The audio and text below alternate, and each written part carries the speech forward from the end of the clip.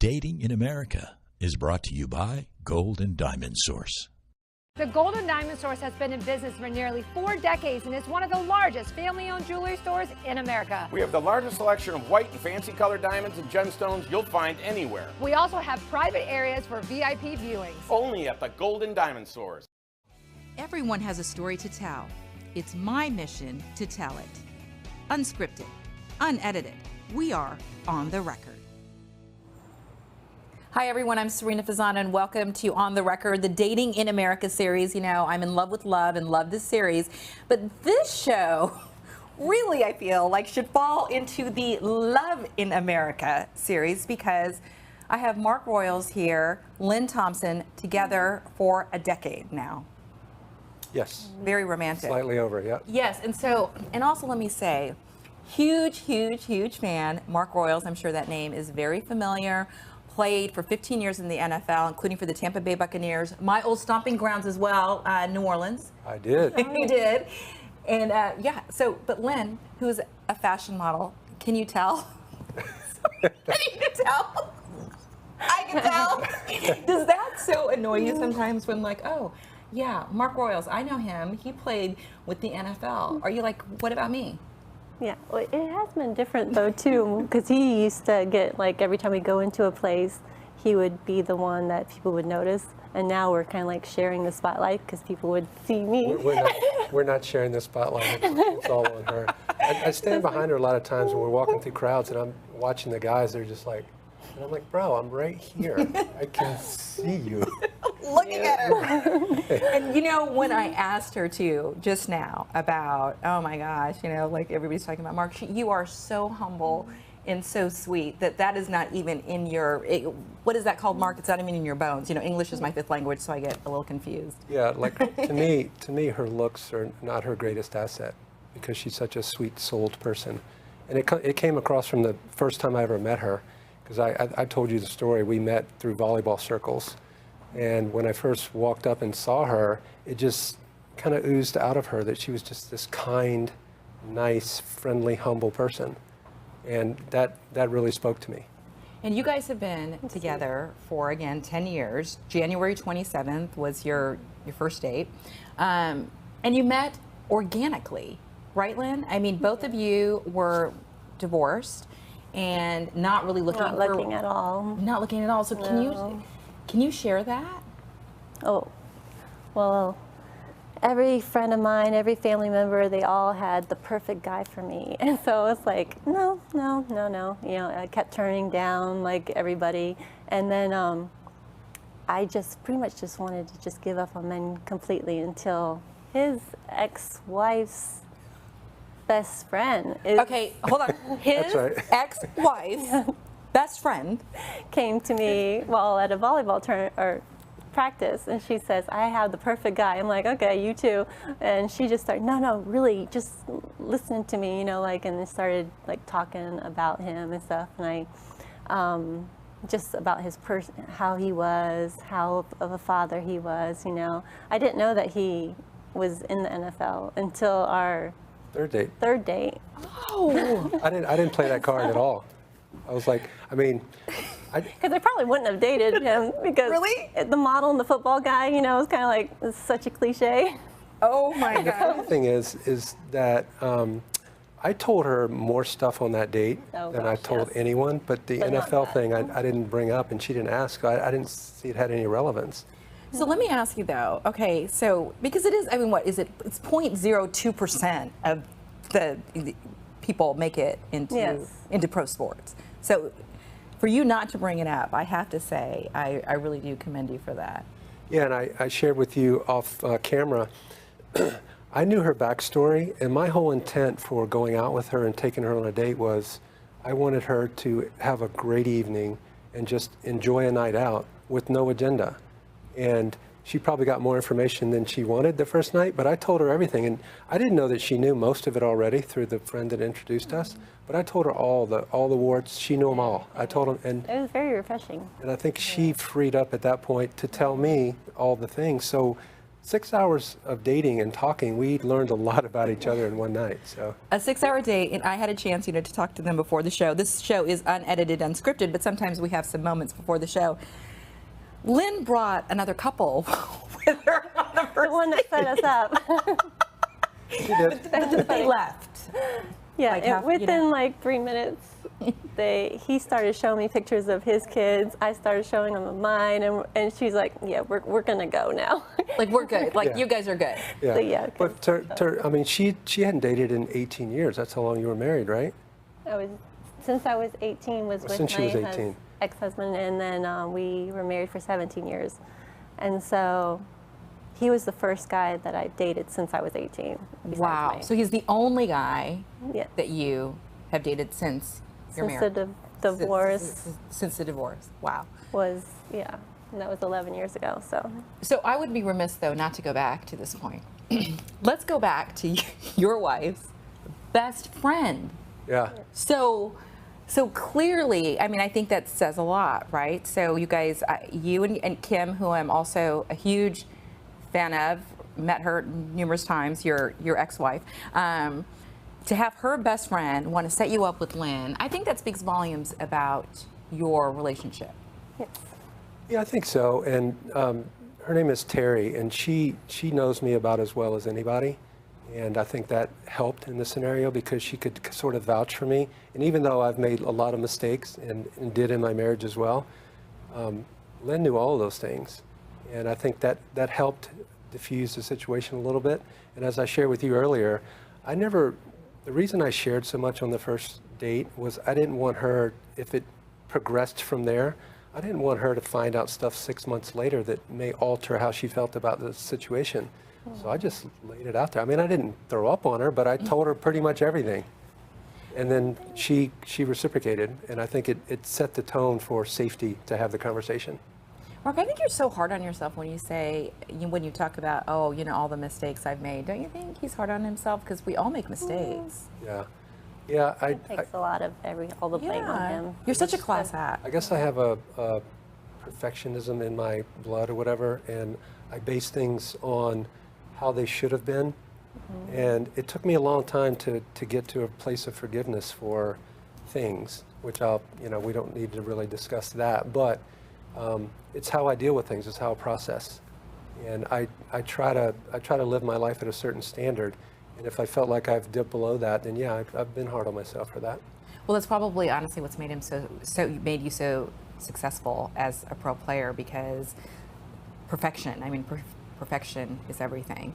But back to the two of you, which is perfect too. All right, did they not look like Cinderella and Prince Charming? Okay, seriously. I mean, we're going to get to the point. It's true. We're going to get to the point where we have like viewers that can actually, like weigh in during the show. And I'm sure if they could right now, that's what they would say. But I would encourage people to comment after the show runs. So, Lynne, do you remember the precise moment when you laid eyes on Mark? And Mark, do you? We could start with you, Lynne. The first time when he was introduced to me? Yeah, like when you first saw him. Oh, yes. It was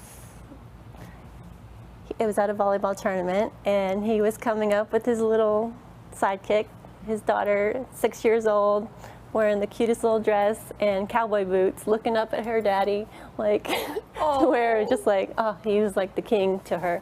And I'm like, whoa, wait. That's him? I was like, because all I saw was a headshot of him, and so I didn't see everything. It was actually a broadcasting photo, so I had makeup and stuff on, and she's just I'm like, I'm used to that, guys wearing makeup, So, makeup. So then he walks the whole body and everything come out, because she says, yeah, he works out and stuff. I'm like, oh, okay, he works out, that's good. I'm like, but then, oh, yeah, he works out, because you saw like abs coming through his shirt. I was like, yeah, that guy definitely works out. But just the way his daughter was looking at him too, it was just like so endearing and so sweet, and made like his aura just so glowing. And I feed off of good auras, and so I think he kind of had a little bit of me right there. I think it was his daughter, but it was. Yeah, my secret weapon worked for sure. She's definitely been my.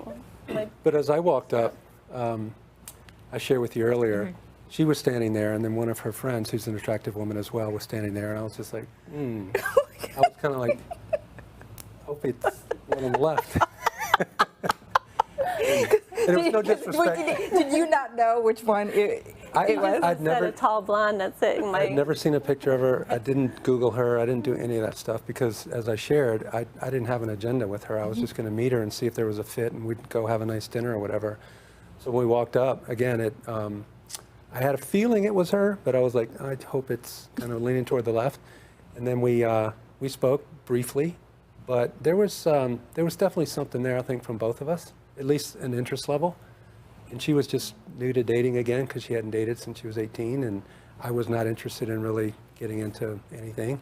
And then that's why I think it's so good and why it works so well is because there wasn't an agenda or a plan. We weren't searching for what we found, and it was just there. People that knew us, they vouched for us. They told us all the things that they thought we should know about each other, and then it was up to us to figure it out from there. Now, I've had a lot of time after the divorce to evaluate what love is. What am I looking for? And what kind of person do I want to be when I find it?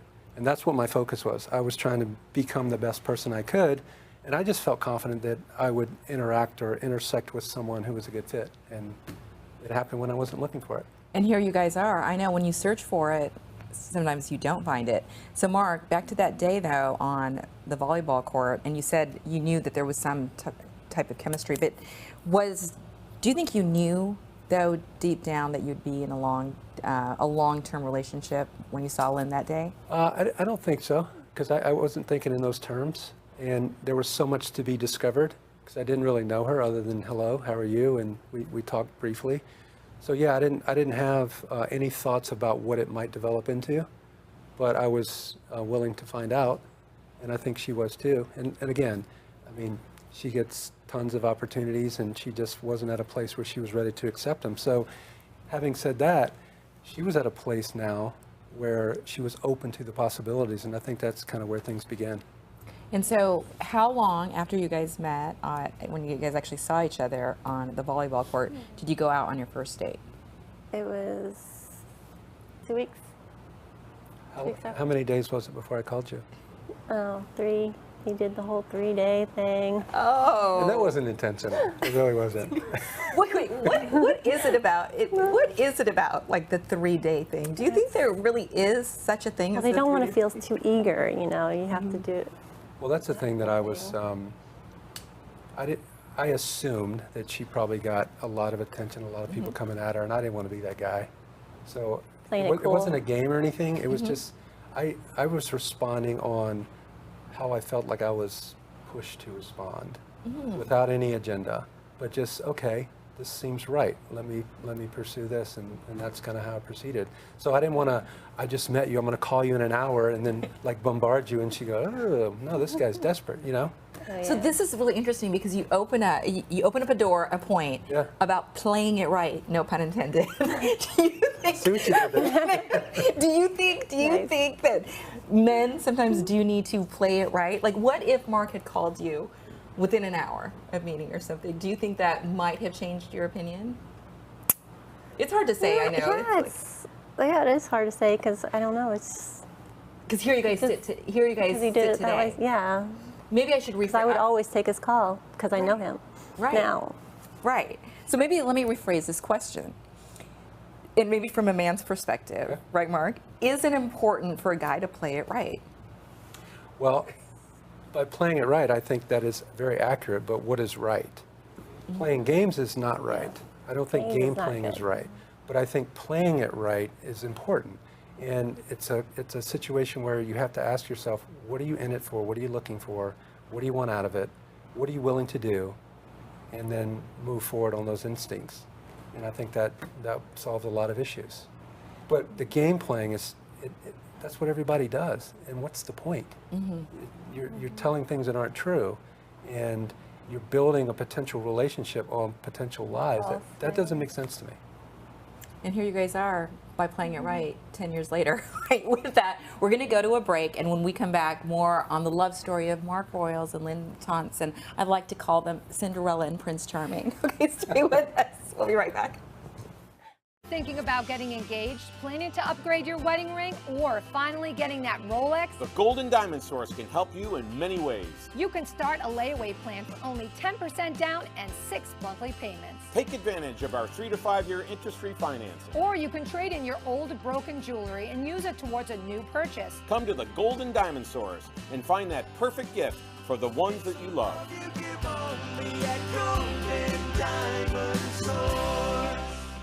Gems with Them is our way to teach you about the birthstones and the different color gemstones each month represents. Ruby is the birthstone of July, and when we think about red, we think about ruby. A ruby is the most valuable gemstone, and its value increases based on the color and quality. And ruby gets its vivid red color from the element chromium, which is where emeralds get their beautiful bright color as well. It's a great gift to give someone you care about. Come to the Gold and Diamond Source or visit us on social media to learn more about birthstones.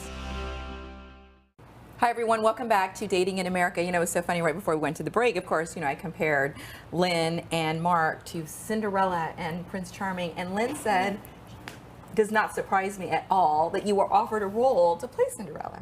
When I was 21, yes. Does that surprise you? Not at all. Not at all. So I have to say something else that's very, very cute. So you played with Martin Gramatica. Yep. So Martin Gramatica and his wife Ashley officially kicked off the Love in America and Dating in America series. Nice. No pun intended again. But Lynn was so cute. Like before you sat down, she said, you know, I watched several of the shows prior to coming on the show, which I so appreciate you doing that. And she said, but are we really like a Dating in America? I think we're more of a Love in America couple. And I would like to say on the record, for sure, without a doubt, you both do fall into that category. But what we've done for the series, Love in America, are people who are, you know, officially married, like married. Yeah. But you guys have been together longer than a lot of people have been married. Yeah, it's really, I don't think any of us, the two of us, thought in the beginning, the early stages, that we would be 10 years later. Because I know that I'm a long day in a lot of ways, and I give her a lot of credit because she navigated that. She never tried to alter or change me in any way, ever. She just was who she was, and it inspired me, made me want to be better at a lot of things, including being a better dad, a better friend, just all of it. Like it really made me self-examine, and it's been a blessing for me to have changed as much as I have through the years. And again, it wasn't her trying to, you know, chip me and mold me to something. She was just loving up on me and let me be what I was going to be. And hopefully it's enough. Lynn, react to that, because you even said too, the rest of the story was, you also said, he is my true love. Oh yeah, yeah. He's I get smitten by him every time he looks at me. I know it's weird. So, no, that isn't weird. Do you really? Like I do, man. Sometimes it just brings tears to my eyes. You have tears in your eyes right now. Like what? Like why are you tearing up right now? Oh, I know. I just know he's my forever, and I'm just so thankful, like every day that we're together. Oh my God. It's just like he's my heart. So, you know, from a female perspective, some people might say, gosh, but they've been together for 10 years, you know, why aren't they married yet? And there's nothing, we hear it from everybody. Yeah, and you know what, and honestly, all the time. All the time. All right, so when you guys hear that, what is your reaction to that? I just say I know he's my forever, and it's just, when it happens, but we're just taking every day by, you know. Yeah, there's nothing that I would do different married to her that I'm doing not married to her. And one thing that I decided when I got divorced was I was never going to do things according to other people's timelines. Yeah. Because it is very typical that if you've been together a certain amount of time, you get the jokes. When are you putting a ring on that? When are you doing all the stuff? But it's not for other people to decide. It's for us to decide, and we'll know when the timing's right to move forward. And plus, when we've both been married, we both have kids. When you've gone down that road before, it's I don't know if the desire, or I don't even know how to say it, is as prevalent to want to jump on that train again, because they didn't work. Right. And sometimes that finality of marriage can alter or change things. I don't know that it would, but again, I'm not going to base my decisions on what's next on someone's opinion or what they think is best for us. We have to decide that. Well, honestly, you know, I interview so many couples, so many single people on the show, and I can say 100% on the record that the two of you seem to have a stronger relationship than even some of the married couples that I've talked to. So it doesn't necessarily mean that you have to be married, right, in the traditional sense. But do you feel there's a lot of societal pressure on that? Oh, there is, especially with close friends and the family. The family is always the biggest. Every time they see me, or if we go out to dinner, like, did you get a ring yet? It's like, you know. Is that annoying? It is. It is annoying. For lack of a better word. It is, because some people don't know where to draw the line. They come in too hot and they just carry on, and you're just like, you'd be like, I'm an officiator, you know, I can officiate right now, we can do it, you know, and I'm like, okay, no, we're good. But the journey's been both unsuspecting and great, because to find something you're not really specifically looking for, and then it turned into what this has turned into, that's why I know in my soul that it's right, because we weren't pretending, and we've been forthright from day one, and she knows me as well or better than anybody in my life, and there's nothing I wouldn't tell her or share with her, and I think she feels the same way. I think that's the biggest thing with us is, like, I have 100% trust to him and from him, and I've never had that, like, with anyone, you know, so anything he tells me, I know it's going to be the truth, because he just, I feel that, right? But you know what, Sarina, it's interesting. This will sound weird, but by being divorced, it prepared me for now. Yeah, I think that's And with me too. the reason it did is because when I say I self-evaluated after the divorce, I mean, I tore myself apart and tried to kind of rebuild in the most positive way possible. Accepting blame, which you said it earlier, maybe I give myself too much, but to me, that's how you get past those moments, is you're accepting of them and you're honest about them, and then you can move forward from them. And that's what happened, and that's the journey I was on before I met her. And so by trying to become the right person, I found the right person. Oh my gosh, that line, by trying to, Cute. that is so sweet. Isn't that wonderful? Well, I have to say, so Doug Smith is a very good, great friend of mine. He's a wonderful friend. He's a DuPont winner, an incredible journalist, a friend of yours. And so I said to him, I said, Doug, I really want Mark Royals to do multiple shows with us, right? But I want him to come on Dating in America. And he's like, oh, Sarina, come on. He's too private. There's no way he's going to go on Dating in America. But this is what, I mean, it melted my heart when you said, I want to do the show because I hope that my story can help other people out there. And it's just what you were just talking about. Yeah, and I think it runs a lot deeper too, because we've had the discussion that there's finding love after divorce, but there's also, how do you make the life that you have blend with someone else's life, including the ex-spouse, the kids, and all that. So I shared with you earlier, my kids got to know her organically through volleyball. It wasn't like I was bringing someone into their life and now this woman's going to take over for their mother, or whatever kids think. I was so protective in the beginning of that relationship that I didn't do a lot of things that she wanted me to do with her family, because I never wanted my kids to look at her and go, that's the woman's taking my daddy away. Don't know if that would have happened, but I was protective of that too. So that's why I say her patience made this all work, because I mean, I was difficult at times. And I wasn't intentionally being that way, but I was just being protective of, or how I saw my life and my surroundings, and how I was going to make all that work. And gel together. And gel together. So Lynn, speaking to that, how hard was it at that time? Was it difficult for you? And what advice would you give to other women out there?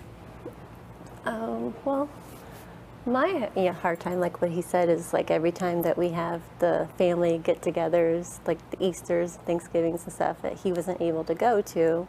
And so my family's all about like family united, you know, and everything. And so they're like, why isn't he come? Does he not like us? And I'm like, them getting to know, like, he does have a family of his own. He has to go where they go, you know. And like, well, bring them over. We can have everybody, because that's how my family is.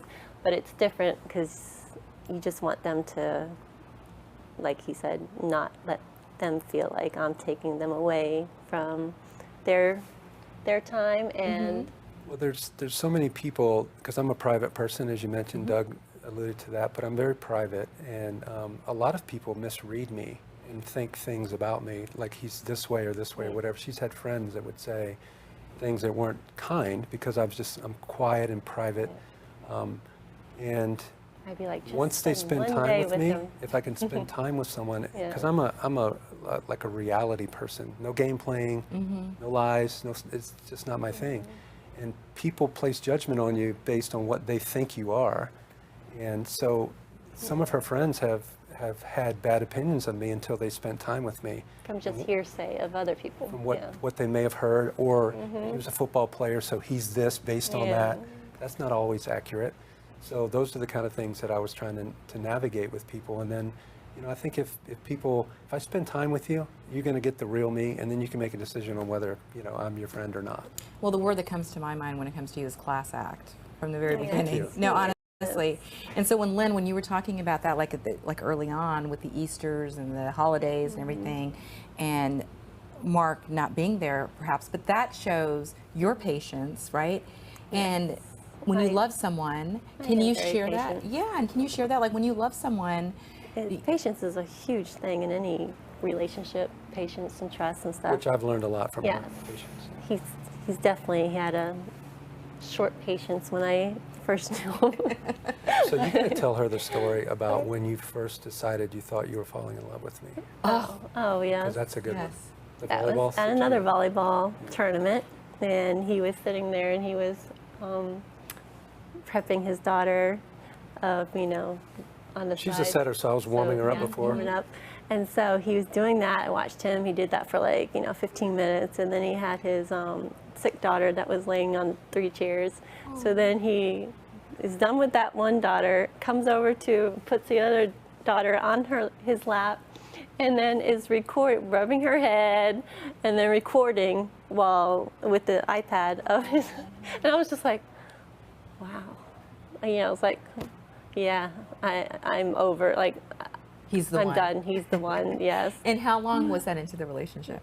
6 months. 6 months. So we're already out of time, but that line, Mark, when you said being your best self, trying to find your best self, you found your true life partner, and after this, after 6 months, just watching him, you guys are out of a fairy tale. We could spend hours with you. I mean, it's a great story. We've lived it, and we've tried to do things the right way.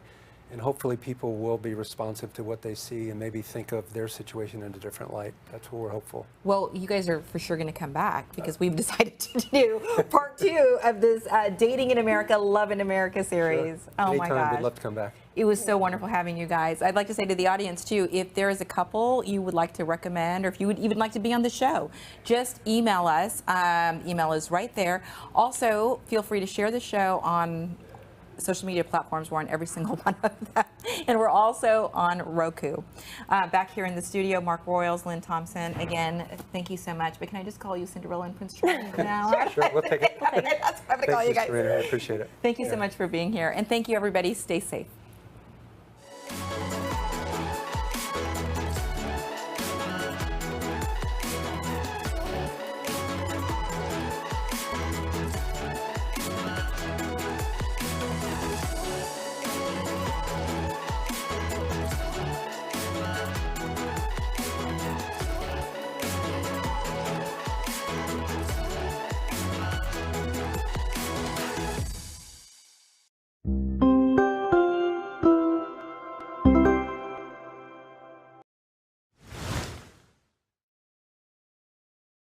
Gems with Them is our way to teach you about the birthstones and the different color gemstones each month represents. Ruby is the birthstone of July. And its value increases based on the color and quality. Come to the Gold and Diamond Source or visit us on social media to learn more about birthstones.